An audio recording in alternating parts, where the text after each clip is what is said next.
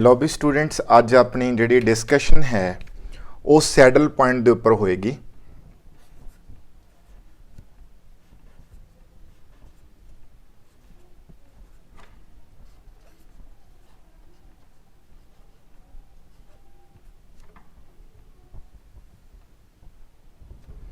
ठीक है जी, saddle point के उपर आप डिस्कशन करांगे। तो इसनों समझण दे लई स्टूडेंट सब तो पहला आप एक न्यूमैरिकल ट्राई करांगे।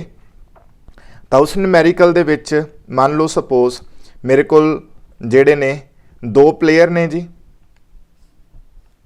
एक ए प्लेयर अपने कोले जी, ए प्लेयर कोले अपने कोल 3 स्ट्रैटजीज ने, A1 strategy, A2 strategy, A3 strategy.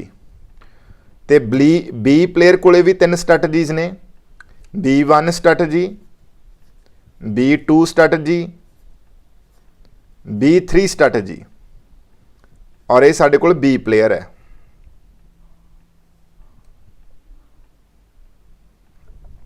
ठीक है जी, तो हुण जिहड़े स्टूडेंट्स ये दो प्लेयर ने, दोनों दियां जिहड़ियां 3-3 स्ट्रैटजीज ने अपने कोल हैगियां ने। उस तो बाद जिहड़ा इन्हां नूं स्ट्रैटजीज तो गेन हो रहा है वो आप नोट डाउन कर लीए। तो अगर प्लेयर A1 स्ट्रैटजी और प्लेयर B1 स्ट्रैटजी चूज करूगा तो मान लो जो प्लेयर A1 नूं गेन होएगा दैट इज 15, और नैक्सट हैगा 2, नैक्सट हैगा 3, नैक्सट 6 है जी वैल्यू, नैक्सट 5 है, नैक्सट 7 है। उस तो बाद स्टूडेंट्स इत्थे है -7, दैन 4 है, दैन 0 है। तो हुण स्टूडेंट साडे कोल एक क्वेश्चन है, इस क्वेश्चन दे विचों मैं तुहानूं सैडल पॉइंट जिहड़ा है वो फाइंड आउट करना सिखावांगे, और उस तो बाद ये भी दस्सण की कोशिश करांगे कि ये सैडल पॉइंट का की मतलब हुंदा है, इहदे नाल रिलेटेड जिहड़े कॉन्सैप्ट्स ने वो क्या ने। तो हुण तुसीं स्टूडेंट्स क्या करना है, जिहड़ा ये तुहाडे कोले मतलब ये पे ऑफ मैट्रिक्स तुहाडे सामने है, तो तुसीं की करो हर एक रो दे विचों, यानी कि जिहड़ा प्लेयर ए है उहदी हर एक रो दे विचों तुसीं जिहड़ी समॉलेस्ट वैल्यू है उहनूं फाइंड आउट कर लो। जिवें फस्ट रो सब तो समॉलेस्ट वैल्यू हैगी है 2, सैकेंड रो सब तो समॉलेस्ट वैल्यू स्टूडेंट्स हैगी है 5, थर्ड रो सब तो जी छोटी वैल्यू है स्टूडेंट्स दैट इज हैगी है -7। ठीक है जी, उस तो बाद स्टूडेंट्स तुसीं की करना हुंदा है, जिहड़े तुहाडे कोल कॉलम्स ने, जिहड़े तुहाडे कोल कॉलम ने, तुसीं उन्हां कॉलम्स दे विचों जिहड़ी हाईएस्ट वैल्यू है यानी कि रोज़ दे विचों समॉलेस्ट वैल्यू पिक करनी है, और जिहड़े तुहाडे कॉलम ने उन्हां चों लार्जेस्ट वैल्यू पिक करनी है। तो जिवें हुण फस्ट कॉलम है तुहाडा B1 के कॉरस्पॉन्डिंग है, लार्जेस्ट वैल्यू हैगी स्टूडेंट्स 15। तो बस एक गल स्टूडेंट्स होर नोटिस करियो भी जिहड़ी मतलब कि रो दे विचों वैल्यू मैं समॉलेस्ट वैल्यू मार्क की उन्होंने सर्कल च लिख लिया, और कॉलम दे विचों जिहड़ी हाईएस्ट वैल्यू होगी उन्होंने मैं स्क्वायर दे विच कवर कर लूँगा। तो सैकेंड कॉलम दे विच मैनूं हाईएस्ट वैल्यू मिली दैट इज 5, तो इसनूं मैं कवर कर लिया, और थर्ड कॉलम च मैनूं हाईएस्ट वैल्यू मिली दैट इज 7। ठीक है जी, तो हुण स्टूडेंट जिहड़ा सैडल पॉइंट हुंदा, सैडल पॉइंट क्या है, तो हुण इस क्वेश्चन दे विच तुहाडा जिहड़ा सैडल पॉइंट है दैट इज है जी 5। ठीक है जी, 5 यानी कि जेड़ी वैल्यू कॉमन आ जाएगी। ठीक है, यानी कि जेड़ी वैल्यू रो दे विच छोटी होएगी बट कॉलम दे विच वड्डी होएगी दैट इज सैडल पॉइंट। तो हुण आपां स्टूडेंट सैडल पॉइंट नूं डिफाइन भी कर सकते हैं, और डिफाइन करन तो बाद तुहानूं बिल्कुल क्लैरिटी हो जाऊगी कि what is the meaning of saddle point, और इस नाल रिलेटेड एक कंसैप्ट भी है स्टूडेंट्स वो भी आपां डिस्कस करांगे। तो सब तो पहला मैं सैडल पॉइंट तुहानूं दस्सण की कोशिश करूँगा। ठीक है, सैडल पॉइंट क्या है students, saddle point, saddle point in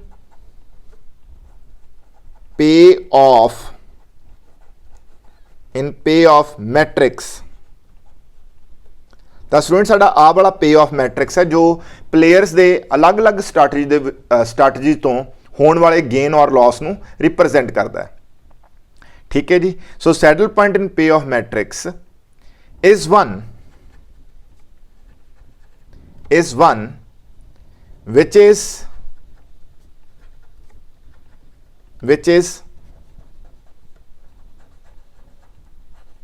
smallest value in its row and largest value in its column। ਤਾਂ ਹੁਣ ਸਟੂਡੈਂਟਸ ਤੁਹਾਨੂੰ ਸ਼ਾਇਦ ਬਿਲਕੁਲ ਕਲੈਰਿਟੀ ਹੋਊਗੀ ਕਿ ਬਈ ਸੈਡਲ ਪੁਆਇੰਟ ਕੀ ਹੈ। Saddle point is one which is smallest value in its row, ਯਾਨੀ ਕਿ ਜਿਹੜੀ ਰੋ 'ਚ ਸਮੋਲੈਸਟ ਵੈਲਿਊ ਹੋਊਗੀ ਪਰ ਲਾਰਜੈਸਟ ਵੈਲਿਊ ਕਿਸ 'ਚ ਹੋਊਗੀ, ਕਾਲਮ 'ਚ। ਤਾਂ ਦੇਖੋ 5 ਰੋ 'ਚ ਸਭ ਤੋਂ ਛੋਟੀ ਵੈਲਿਊ ਹੈ ਪਰ ਉਸ ਕਾਲਮ ਦੇ ਵਿੱਚ ਸਭ ਤੋਂ ਵੱਡੀ ਵੈਲਿਊ ਹੈ। ਸੋ ਇਹ ਹੋ ਗਿਆ ਜੀ ਸੈਡਲ ਪੁਆਇੰਟ। ਠੀਕ ਹੈ ਜੀ। ਤਾਂ ਸਟੂਡੈਂਟਸ ਤੁਹਾਨੂੰ ਸੈਡਲ ਪੁਆਇੰਟ ਦਾ ਮਤਲਬ ਪਤਾ ਲੱਗ ਗਿਆ ਹੋਊਗਾ। ਨਾਰਮਲੀ ਜਿਹੜਾ ਸੈਡਲ ਪੁਆਇੰਟ ਫਾਈਂਡ ਆਊਟ ਹੋ ਜਾਂਦਾ ਹੈ ਉਹ ਪਿਓਰ ਸਟ੍ਰੈਟਜੀਜ਼ ਦੇ ਵਿੱਚ ਹੁੰਦਾ ਹੈ। ਜਿਹੜੀਆਂ ਗੇਮਸ ਪਿਓਰ ਸਟ੍ਰੈਟਜੀ ਨਾਲ ਡੀਲ ਕਰਦੀਆਂ ਨੇ ਉਹਨਾਂ ਦੇ ਵਿੱਚ ਆਪਾਂ ਨੂੰ ਸੈਡਲ ਪੁਆਇੰਟ ਮਿਲ ਜਾਂਦਾ ਹੈ। ਤਾਂ ਇੱਥੇ ਇੱਕ ਸਟੂਡੈਂਟ ਅਸੀਂ ਤੁਹਾਡੇ ਨਾਲ ਡਿਸਕਸ਼ਨ ਕਰਨੀ ਆ ਔਰ ਉਹ ਡਿਸਕਸ਼ਨ ਦੇ ਵਿੱਚ ਤੁਹਾਨੂੰ ਨਾਲ 2 ਕ੍ਰਾਈਟੇਰੀਆ ਅਸੀਂ ਡਿਸਕਸ ਕਰਾਂਗੇ ਜਿਹੜੇ ਕਿ ਬੜੇ ਇੰਪੋਰਟੈਂਟ ਨੇ ਔਰ ਸਾਨੂੰ ਸਮਝਣੇ ਜ਼ਰੂਰੀ ਚਾਹੀਦੇ ਆ ਉਹ। ਠੀਕ ਹੈ ਜੀ। ਔਰ ਉਹਦੇ ਵਿੱਚ ਸਭ ਤੋਂ ਪਹਿਲਾ ਤੁਹਾਡੇ ਲਈ ਅਸੀਂ ਜਿਹੜਾ ਵਰਡ ਲਿਖਾਂਗੇ ਦੈਟ ਇਜ਼ ਹੋਊਗਾ ਜੀ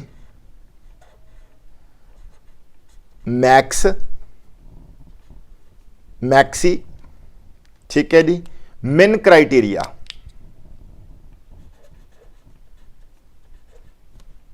ਠੀਕ ਹੈ ਜੀ। ਮੈਕਸੀਮਿਨ ਕ੍ਰਾਈਟੇਰੀਆ। ਤਾਂ ਹੁਣ ਸਟੂਡੈਂਟ ਜਿਹੜਾ ਮੈਕਸੀਮਿਨ ਕ੍ਰਾਈਟੇਰੀਆ ਹੈ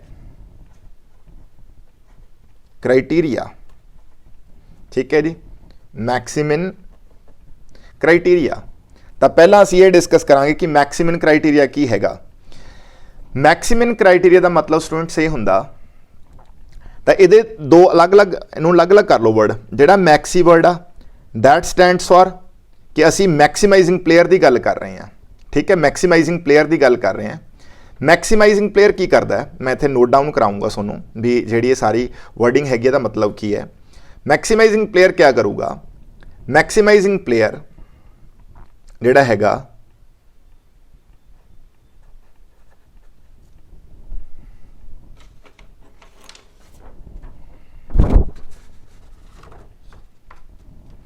ਇੱਥੇ ਸਟੂਡੈਂਟਸ ਜਿਹੜਾ ਮੈਕਸੀਮਾਈਜ਼ਿੰਗ ਪਲੇਅਰ ਆ,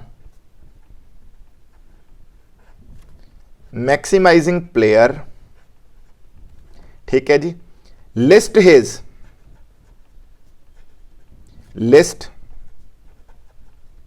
his minimum gains from each strategy and select strategy which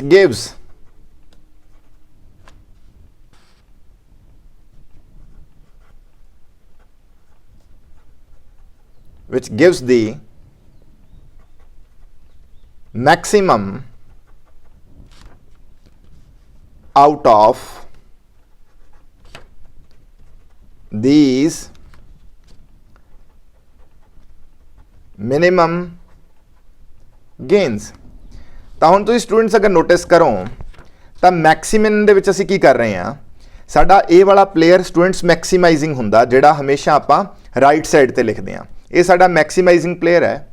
ਮੈਕਸੀਮਾਈਜ਼ਿੰਗ player ਕੀ ਕਰੂਗਾ, ਆਪਣੀ ਹਰ ਇੱਕ ਸਟ੍ਰੈਟਜੀ ਦੇ ਵਿੱਚੋਂ ਠੀਕ ਹੈ ਜੀ, ਮਿਨੀਮਮ ਗੇਨ ਜਿਹੜਾ ਹੈਗਾ ਉਹਨੂੰ ਨੋਟ ਡਾਊਨ ਕਰੂਗਾ। ਜਿਵੇਂ A1 ਸਟ੍ਰੈਟਜੀ ਨੂੰ ਮਿਨੀਮਮ ਗੇਨ ਕਿੰਨਾ ਹੋ ਰਿਹਾ, ਦੈਟ ਇਜ਼ 2 ਹੋ ਰਿਹਾ। A2 ਸਟ੍ਰੈਟਜੀ 'ਚ ਉਹਨੂੰ ਮਿਨੀਮਮ ਗੇਨ ਕਿੰਨਾ ਹੋ ਰਿਹਾ ਜੀ, 5 ਹੋ ਰਿਹਾ। और जी A3 स्ट्रैटेजी आ ਉਹ ਚੋਂ ਜਿਹੜਾ ਮਿਨੀਮਮ ਗੇਨ ਹੋ ਰਿਹਾ ਦੈਟ ਇਜ਼ ਮਿਨੀਮਮ ਜਿਹੜੀ ਵੈਲਿਊ ਹੈ ਦੈਟ ਇਜ਼ -7 ਹੈ। ਤਾਂ ਹੁਣ ਇਹ ਸਾਰੀਆਂ ਜਿਹੜੀਆਂ ਵੈਲਿਊਜ਼ ਉਹਨੇ ਸਿਲੈਕਟ ਕਰ ਲੀਆਂ, ਹਰ ਇੱਕ ਸਟ੍ਰੈਟਜੀ ਦੇ ਵਿੱਚੋਂ ਉਹਨੇ ਮਿਨੀਮਮ ਵੈਲਿਊ ਜਿਹੜੀ ਆਇਡੈਂਟੀਫਾਈ ਕਰ ਲਈ।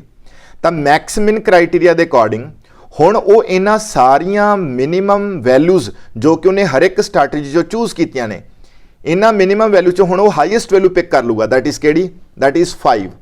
ਤਾਂ ਫਿਰ ਜਿਹੜੀ 5 ਵੈਲਿਊ ਹੈ दैट इज होगी मैक्सीमिन वैल्यू, ये होगी जी मैक्सीमिन वैल्यू।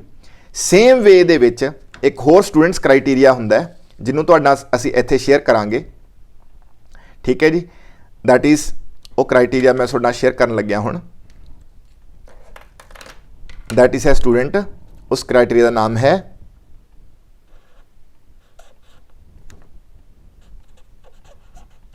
मिनी मैक्स, ठीक है जी। तो स्टूडेंट्स हम असीं मिनी मैक्स क्राइटेरिया तुहानूं समझावांगे। मिनी मैक्स क्राइटेरिया, तो मिनी मैक्स क्राइटेरिया स्टूडेंट तुसीं आ नोटिस कर लो, जिहड़ा वर्ड मिनी है ना दैट इज फॉर मिनीमाइजिंग प्लेयर। तो हुण जिहड़ा मिनीमाइजिंग प्लेयर है वो की करूगा, इत्थे लिखूंगा जिहड़ा मिनीमाइजिंग प्लेयर है, ठीक है स्टूडेंट्स। मिनिमाइजिंग प्लेयर की करूगा, list his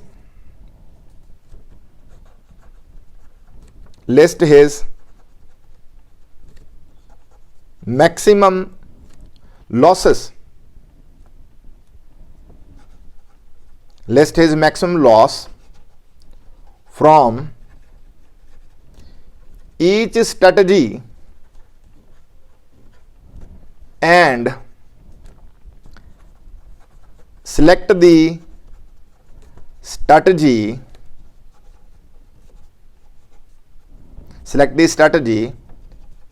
which gives him minimum loss out of these